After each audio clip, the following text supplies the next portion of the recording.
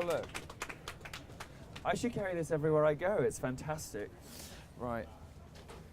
Somebody going to give me a go? Yeah, Milo, you're set. We all set? Yep. Milo. You want to give me a go? Okay. Hello, everybody. Thank you for coming out. Anne is running a little late, as is a diva's prerogative. I, for the first time in my life, was on time today, so lucky you. Unfortunately, however, I have to run to CNBC to be on Power Lunch about my Twitter account. Did you hear about my Twitter account? I got banned from Twitter. Aren't they bastards? Anyway, it's the best thing that ever happened, in fact, and I'll tell you why. I've known this was coming for quite some time, and I have been preparing accordingly. Twitter is now nakedly using its platform for political partisanship, interfering in this election, and gerrymandering the free speech rights of conservatives and libertarians. This is unacceptable, and I intend to make their lives hell. I am perfectly happy to be your martyr in this, because I think they should have realized that closing a Twitter account ain't going to shut up the dangerous faggot. No. So, not going to happen. Not going to happen. So you should check out YouTube now and Facebook for as long as I'm allowed those. And we have lots of other things coming out. I'm just gonna go through a couple of things with you, and then I think Anne is going to be here soon. Unfortunately, I'll have to hand over to her because I can't stay around for very much longer. But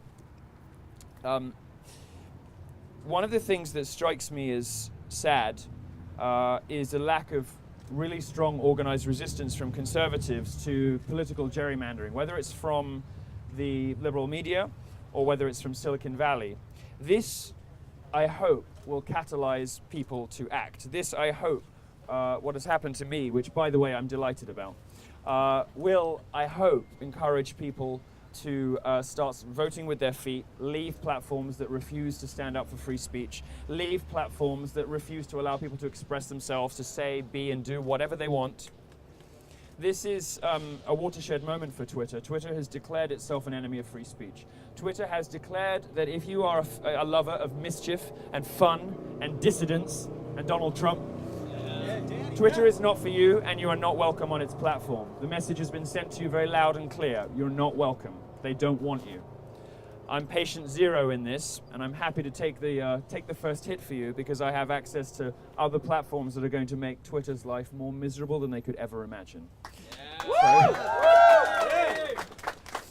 It's very strategically dumb, and this is something the left always does. They're good long-term strategists, but they're very bad short-term tacticians. What they don't realize by turning me into a free speech martyr is that they've effectively made me, somebody that everybody wants to seek out and everybody wants to read and to listen to, and that's precisely what I intend to do over the coming 6 months. Next week I'll be going to Sweden to protest not primarily against Muslims, though I'm leading a gay pride march through a Muslim ghetto, but really... yeah, fuck those guys. But really to draw attention to the fact that feminist and progressive politicians and the media in that country have abandoned homosexuals, have abandoned, more importantly, women as well.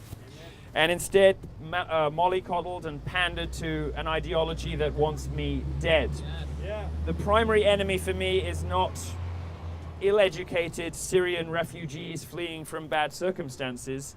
They come over here with a very different culture, although it's not what they do is not acceptable in our countries. For me, the primary enemy are their enablers. For me, the primary enemy are politicians and the media.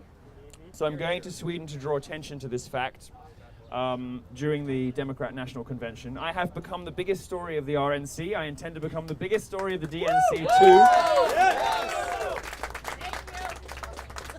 And after that, I'm going to have a little well-earned rest in London before I come back in September to resume the Dangerous Faggot Tour. We're confirmed in over 40 colleges. We're going to some of the biggest schools in America.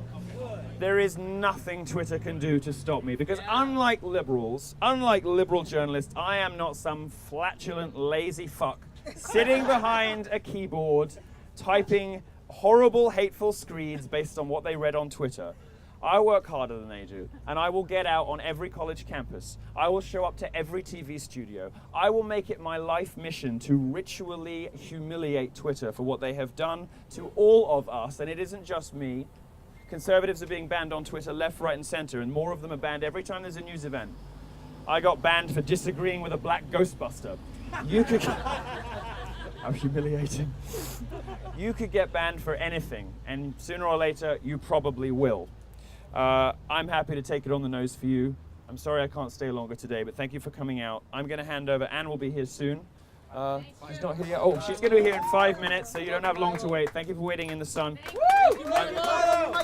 I'm really sorry that I can't stick around to meet you guys. Conservatives for Milo! Thank you very much. The 21st century Minuteman is riding a pink horse, and God bless him. Actually, my horse in Sweden is going to be white. Good. Lady Maliva. No, something. I need to come up with a better one.